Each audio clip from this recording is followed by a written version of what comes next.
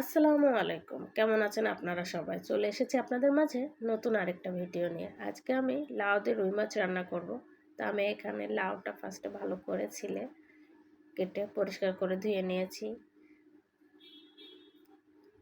চুলায় একটা কড়াই দিয়ে দিয়েছি, দিয়ে এখন সামান্য পরিমাণে তেল দিয়েছি আগে থেকে কুচিয়ে রাখা পেঁয়াজ দিয়ে। এখন আমি পেঁয়াজটা ভালো করে ভেজে নেব। এ পর্যায়ে পেঁয়াজটা লালটে হয়ে আসলে আমি দিয়ে দিলাম আস্ত জিরা।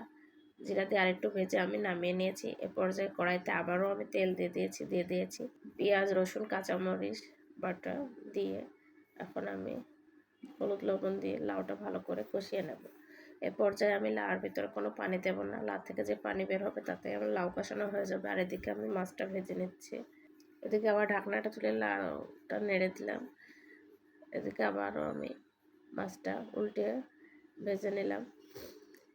এদিকে আমার লাউ কষানো হয়ে গেছে। এখন আমি এর ভিতরে পরিমাণ মতো পানি দিয়ে দিলাম। পানি দিয়ে ঢাকনাতে কিছুক্ষণ রান্না করে নিয়েছি। এ পর্যায়ে ভেজে রাখা মাছ আমি লাউর মধ্যে দিয়ে দিলাম, দিয়ে কিছুক্ষণ রান্না করে নেব। এ পর্যায়ে ঢাকনাটা তুলে নিয়েছি আর লাউ থেকে অল্প পরিমাণে ঝোলটা উঠিয়ে আমি আগে থেকে পেঁয়াজ আর জিরা ভেজে রাখা বেটে একটু গুলায়ে তরকারির ভেতর দিয়ে দিলাম। দিয়ে এখন আবার একটু ভালো করে নেড়ে মিশিয়ে নিচ্ছি। মিশিয়ে নিয়ে আরও কিছুক্ষণ রান্না করে নেব। আমার ভিডিও যদি আপনাদের ভালো লাগে প্লিজ লাইক করবেন এবং বেশি বেশি শেয়ার করবেন।